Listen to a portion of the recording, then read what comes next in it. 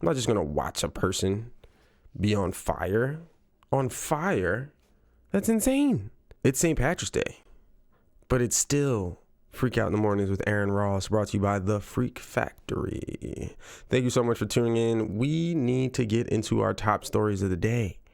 Top stories. Top stories. All right, top stories of the day. And today's top story is it's actually insane. This is the most New York thing I've ever heard.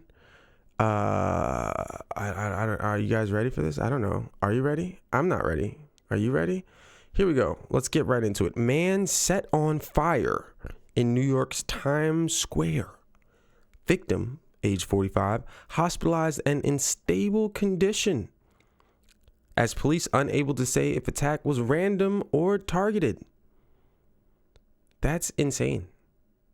That's absolutely insane. A 45-year-old man was set on fire in the middle of Times Square overnight on a Sunday, according to police.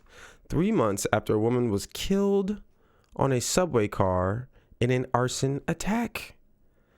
Footage from the scene captured the moments the man, shirtless and severely burned, was rushed by authorities into an ambulance after the flames were extinguished.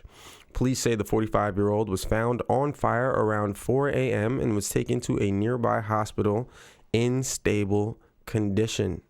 Well, yes, 4 a.m. in Times Square is the demon hours, okay? There's no reason to be there. There's no reason to participate in Times Square at 4 a.m. His assailant allegedly fled the scene and is being sought by authorities. They were unable to say if the attack was random or targeted. I think it's both. There's no way, like, you got lit on fire at 4 a.m. on a Sunday in Times Square. I think, right, the idea of setting somebody on fire at that specific time, I think that's random.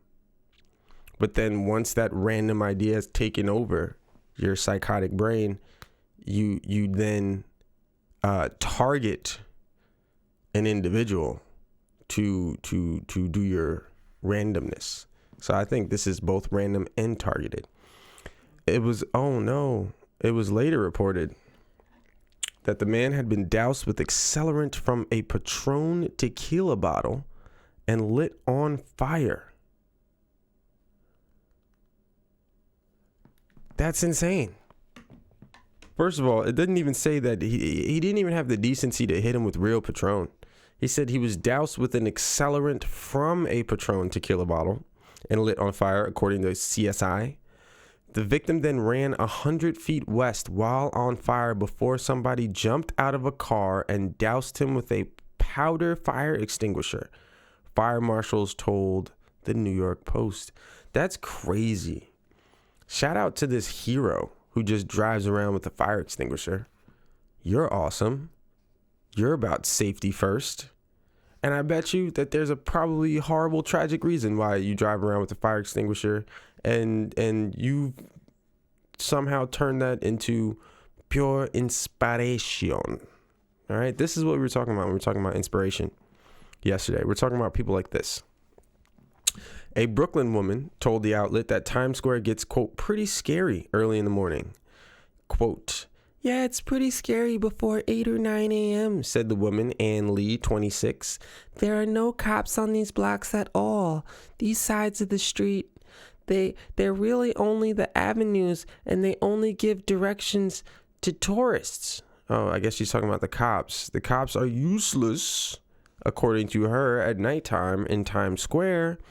I mean, obviously there's a deficiency in policing when people are just able to be casually lit on fire, you know, and this is not even like the majority of the crime. This is one of the crimes that was extreme enough to like make it to our radar. But in general, like, no. In general, like, nah. Street violence is likely to be a dominant issue of New York's mayoral elections this year, with one contender, the former state governor Andrew Cuomo, calling the city out of control and vowing to add 5,000 additional officers. The incumbent mayor, Eric Adams, has said the issue is not a shortage of police, but bail reform signed into law by the former governor. Statistics show crime in the city is trending lower. Lower than what, though? Lower than Arkham Asylum? Sure. Because when you let the city go full Arkham Asylum during the pandemic, any amount of like, oh, someone didn't, get horribly mutilated today is good. You make the baseline like, was somebody horribly mutilated in multiple boroughs today, or multiple people? Then it goes down from, okay, well, it was only one person who was horribly mutilated today. That's a good day compared to the Arkham Asylum like conditions that we used to live in. We have to raise the standard. Okay, we have to raise the standard. All right, and I think both the former governor, Andrew Cuomo, and the current mayor, Eric Adams, both very controversial men with very storied and checkered pasts. I think they both not exactly wrong. I mean, definitely policing's an issue, because we've all, I mean, if you live in New York City, and this show is live from New York, right? If you live in New York City, you definitely witnessed something that was absolutely insane, and there was a cop right there, and like nobody did anything, including the police. And I'm sure you've also seen people get arrested and whatnot, but the things you've seen people get arrested for versus the things that you've seen people get not arrested for. I'll give you an example. I've seen many people get arrested or detained for jumping the turnstile, right? Stealing a ride on the public transportation, right? You'll see that. That's pretty common. Don't jump the turnstile. You know what I'm saying? Don't get caught. That's dumb, right? But I've been on many a train with, a full-size human being completely covered in feces, and no one's ever arrested them for that. I mean, that is a biohazard. That, to me, that's terrorism. Like, to me, that's to go outside and to be covered in human shit is terrorism. That's where I draw the line. All right. So I think that, I've never seen a cop arrest any of these subway bandit, bioweapon, human, just disease traps. I've never seen them get arrested. That's all. Now, I understand no one wants to touch that, but I mean, like, you guys got the budget from the city, get a hazmat suit. Get a hazmat suit and a water hose and just like, let's deal with it together. I'm sure the citizens of New York would gladly help if you came out and said, listen, our mission is to remove everyone who's covered in feces and just take them to like a giant bathtub somewhere floating in the East River. Let them soak it out for a second, because that's absolutely insane. That is absolutely insane. But yeah, that's New York City for you, man. Man set on fire in Times Square. Police have no idea who, what, when, where, why. Pretty typical. Pretty typical. No clue who the assailant is. Random 45-year-old dude on fire.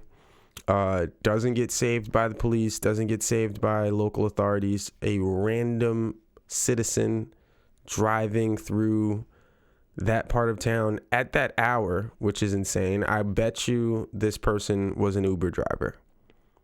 To just be driving around the city with a fire extinguisher.